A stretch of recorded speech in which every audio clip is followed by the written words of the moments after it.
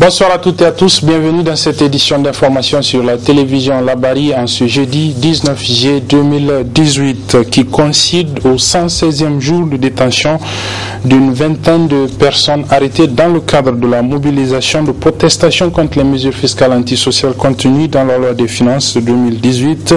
Une vingtaine de personnes parmi lesquelles les responsables de la société civile nigérienne regroupés au sein du cadre de concertation et d'action citoyenne, notamment Ali Idrissa, coordinateur du ROTAB, Moussa Tiangari, secrétaire général de l'association alternative Espace Citoyen, Mamadou Arzika, président du MPCR et Maître Lirwana Abdraman, militant de ce même mouvement, le mouvement pour la promotion d'une citoyenneté responsable.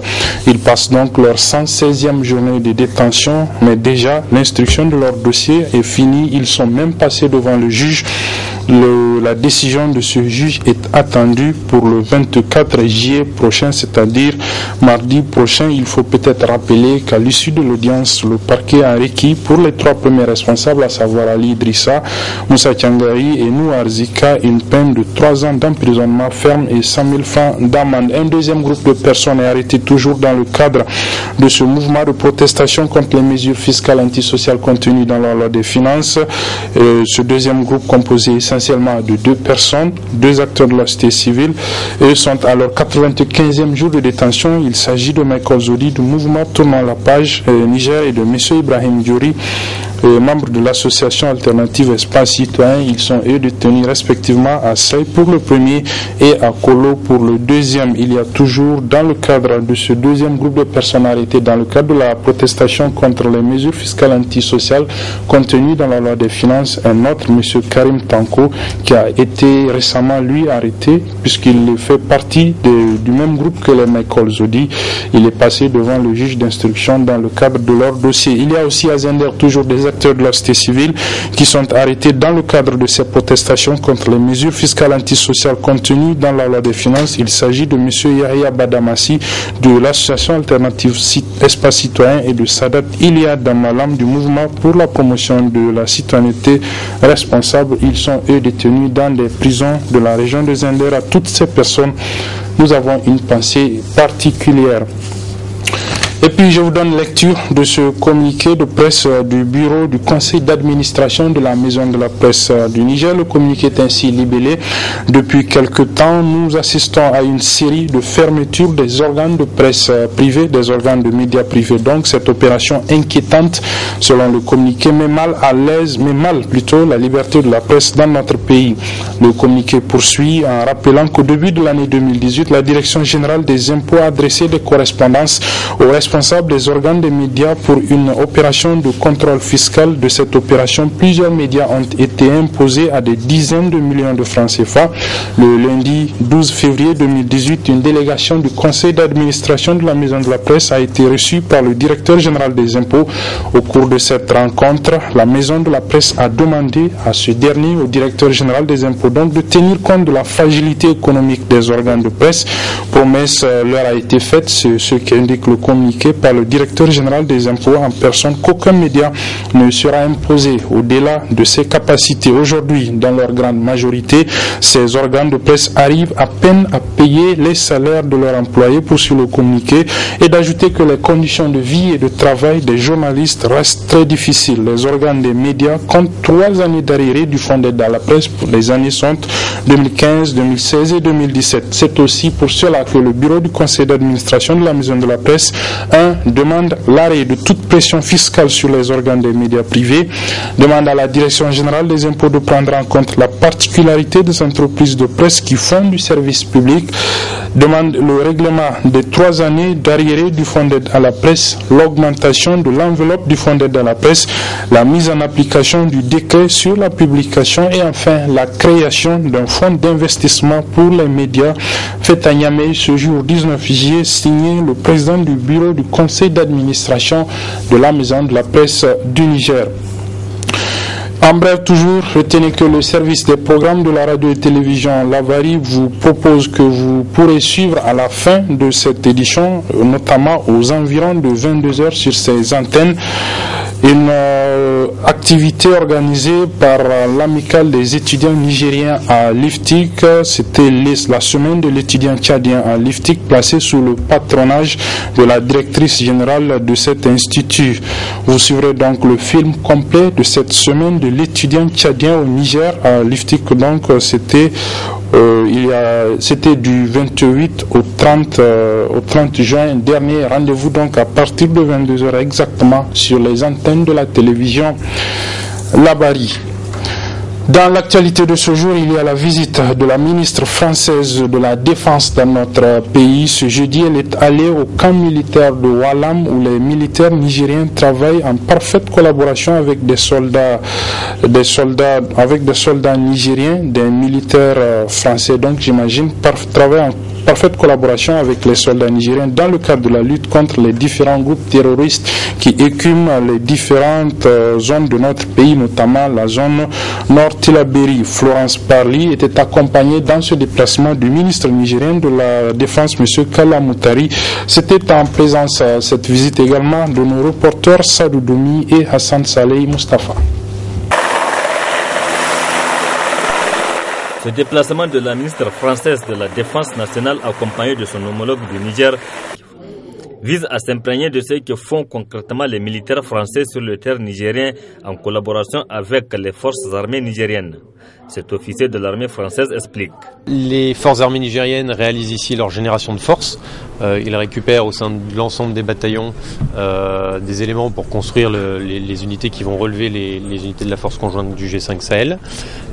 Pendant cette génération de force, on va en liaison avec le partenaire étalonner le DIO, le détachement d'instruction opérationnelle qui va venir, puisqu'on peut s'adapter, on s'adapte véritablement aux besoins du partenaire et à la physionomie initiale des unités.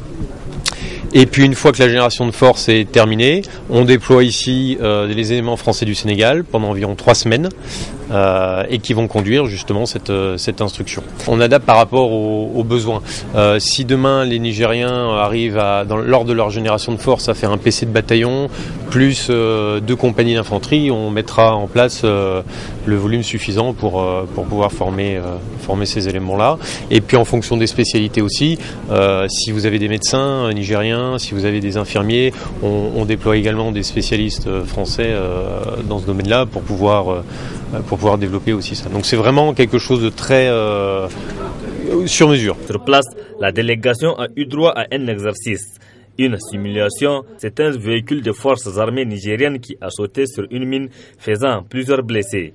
Des blessés secourus aussitôt par les services militaires français avec l'appui des soldats nigériens, sous le regard de 2 ministres.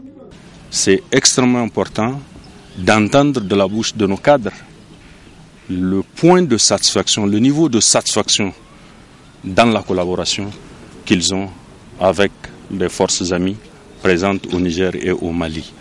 Et j'aimerais aussi remercier la coopération française, la coopération avec Barkhane, pour les résultats, madame n'en a pas voulu en parler, des résultats auxquels nos forces sont parvenues sur le territoire du Mali, sur le territoire du Niger, ainsi que d'ailleurs sur le territoire du Burkina Faso. À Walam, où nous avons vu comment les forces armées nigériennes, appuyées par Barkhane, interviennent, et c'est un peu ça l'esprit au fond de ce que nous faisons ici, à la fois en termes de lutte contre le terrorisme, puisque Barkhane est présente pour lutter contre le terrorisme, mais aussi pour appuyer ses partenaires, et les forces armées nigériennes sont un partenaire comme l'est la force conjointe du G5 Sahel.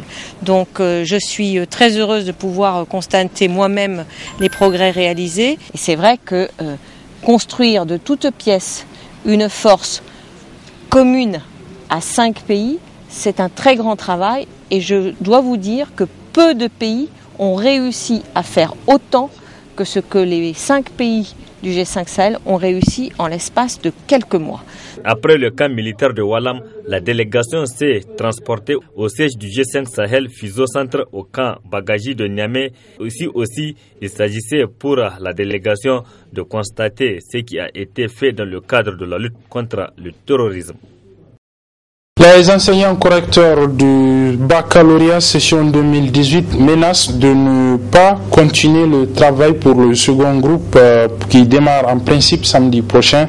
Ils réclament toujours le paiement de la arriérée de frais de correction de l'année 2017. Ce matin, ils se sont réunis au niveau du service de scolarité de l'université Abdou Moumouni Diofo de Niamey pour rendre publique une déclaration résumée ici pour nous par Chebou Guisso et Nafissa Yahaya. La situation des enseignants correcteurs du bac session 2017-2018 va de mal en pire. Pour cause, ils n'ont toujours pas été mis dans leurs droits, une situation qu'ils fustigent et ne comptent pas en rester là. Vu le non-paiement du reliquat du bac 2017, vu les manœuvres dilatoires auxquelles se livrent les responsables du service des examens du bac, vu la longue année d'attente observée par les correcteurs du bac 2017 que nous sommes, vu la légèreté et l'indifférence des autorités du service du bac ainsi que du rectorat, vu le mépris affiché à l'endroit des correcteurs du bac, nous, correcteurs du bac 2018, décidons de boycotter les épreuves du second groupe à compter de ce jour jusqu'à le paiement intégral du reliquat du bac 2017.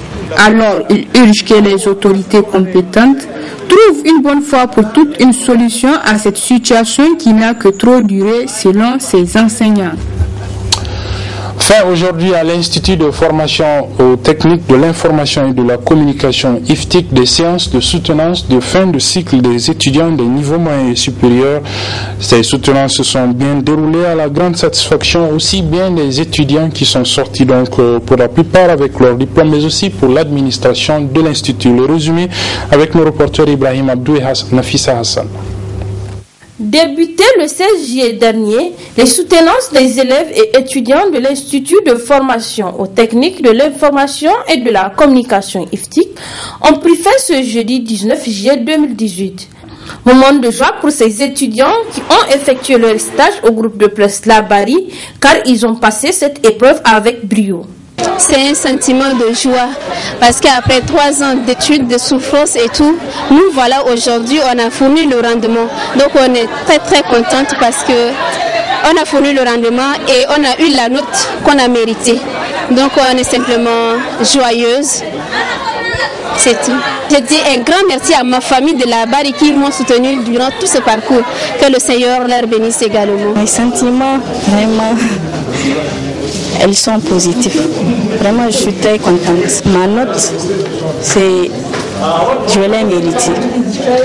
Je suis vraiment content de cette délibération parce que quand le jury délibère un travail, c'est-à-dire le jury a jugé d'abord le travail. Mais c'est par rapport au travail que tu as fait, on attribue une note.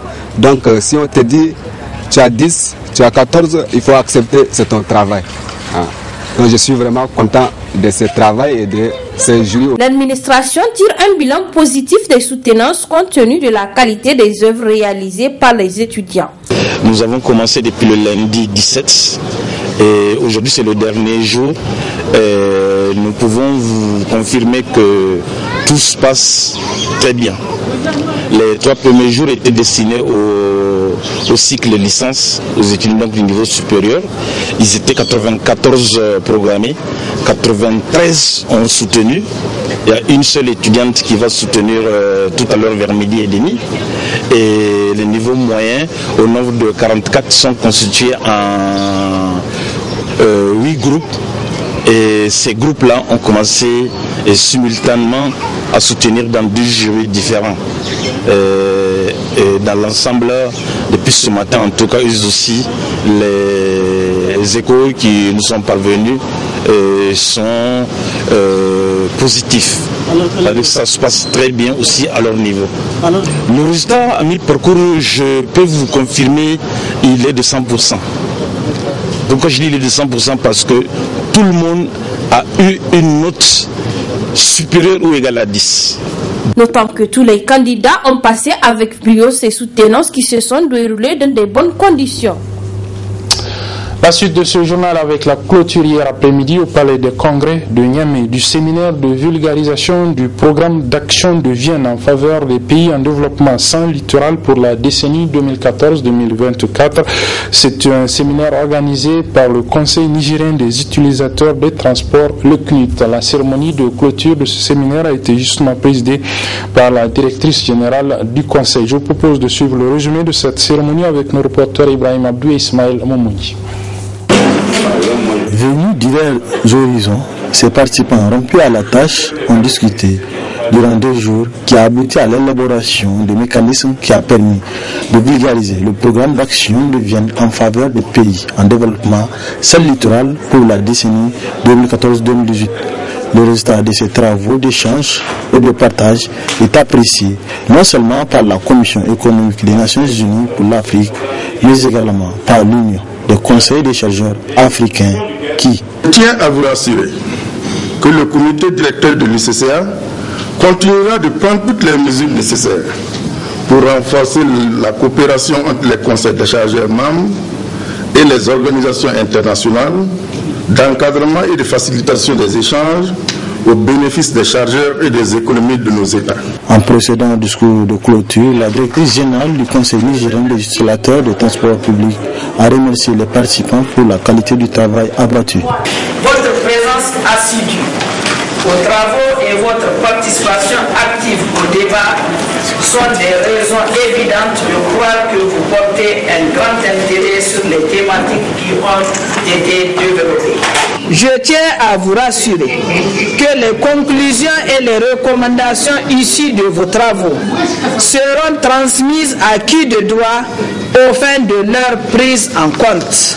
Je ne terminerai pas mes propos sans encourager vivement la CEA à multiplier ce genre d'actions dans l'intérêt des économies africaines afin que les échanges internationaux à travers les corridors de desserte puissent davantage contribuer à la croissance économique des États sans littoral et de ceux de transit. Des motions de remerciement ont été adressées à l'endroit du président de la République, du Premier ministre, du ministre des Transports, à la Commission économique des Nations Unies pour l'Afrique et au Conseil nigérien des utilisateurs des transports publics. Et c'est à travers des remises, des attestations et des cadeaux qu'a pris fin cette cérémonie. Parlons à présent du panier de la ménagère qui, semble-t-il, est difficile ces derniers temps à être rempli du fait de la hausse de certains produits, de certains éléments qui le constituent. C'est en tout cas ce qu'a pu constater notre équipe de reportage de ce matin, composée d'Abouakar Souley et Asma Ousseidou. Dans le marché de Yantala, en cette saison pluvieuse, l'on constate une abondance de légumes frais, tout l'essentiel pour remplir le panier de la ménagère. L'ambiance bat son plein, la demande est forte, même si jusque-là, les commerçants n'ont pas revu les prix de ces différentes denrées en baisse.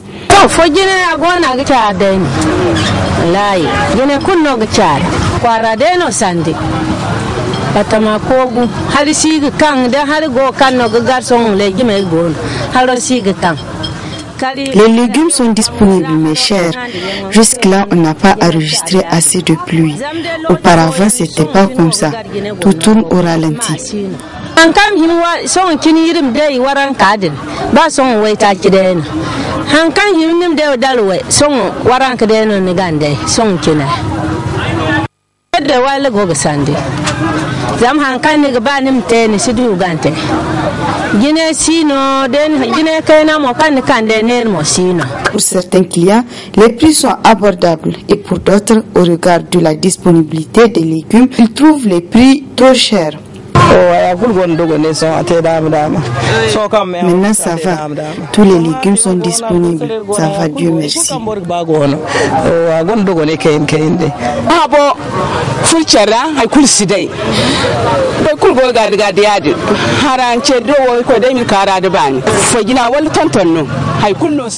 Tout est cher, chacun se cherche.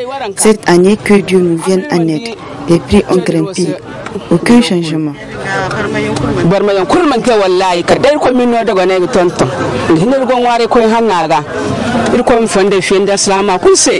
Le prix s'explique selon certains commerçants par le fait que la plupart de ces légumes sont importés des pays voisins. Une situation inquiétante qui doit interpeller nombre de Nigériens, surtout pour un pays qui dispose d'une terre cultivable et traversée en grande partie par le fleuve Niger. Du sport pour refermer cette édition avec la visite à partir de demain dans notre pays d'une mission conjointe CAF-IFOA pour aller s'entretenir avec les responsables du football nigérien, mais également visiter les différents sites qui vont abriter la CAN des moins de 20 ans que notre pays va abriter l'année prochaine, c'est-à-dire en 2019, mais aussi dans le cadre des préparatifs du tournoi qualificatif des moins de 17 ans de la zone IFOA B, donc que notre pays accueillera du 2 au 15 septembre 2018. D'autres précisions avec le secrétaire général adjoint de la Fédération nigérienne de football, M. Issa Yanforé, interrogé ce matin par le chroniqueur sportif de la télévision Labari, Ibrahim Abdou Tikiré. Cette mission de la CAF s'inscrit dans la droite ligne de la préparation de l'organisation de la CAN U20, parce que le prévu de longue date. Ce qui est nouveau, ce qui est venu se greffer, c'est il a été attribué tout récemment au Niger la lourde responsabilité d'organiser le tournoi qualificatif U17 de la zone IFOA-B. Et normalement, pour cette compétition aussi, qui est d'envergure sous-régionale, il fallait aussi une inspection des sites devant abriter cette compétition. Donc, étant elle-même une compétition de la CAF, donc la CAF vient pour faire cette inspection dans les deux sens, tant pour les U17 que pour les U20, que le Niger va abriter l'une en septembre 2018 et l'autre U20 en février 2019. On commence déjà à accueillir la représentante de l'UEFA dès aujourd'hui, le 19. Les inspections vont commencer le 20, puisque les autres membres vont arriver le 20. Et dès le soir, après la visite de courtoisie auprès du ministre, on va inspecter les cliniques, c'est-à-dire les centres IRM et les centres d'hospitalisation. Et après, le lendemain, le matin, on va faire les hôtels pour connaître de leur capacité de commodité qu'ils offrent pour ces deux compétitions. Et on va faire également les infrastructures sportives. Et on va aller également à l'Orten qui est le diffuseur haute. Après la synthèse, c'est-à-dire à la fin de la mission, normalement le 23, il y aura au soir le tirage au sort de U17 qui vont avoir lieu, dont le tournoi va se dérouler du 2 septembre au 16 à Niamey. Donc le tirage au sort sera fait le 23 à partir de 17h et la mission va repartir le 24. Voilà, c'est sur ce que se referme cette édition, mesdames et messieurs. Merci de l'avoir suivi. Merci également aux équipes techniques et rédactionnelles qui m'ont aidé à la présenter.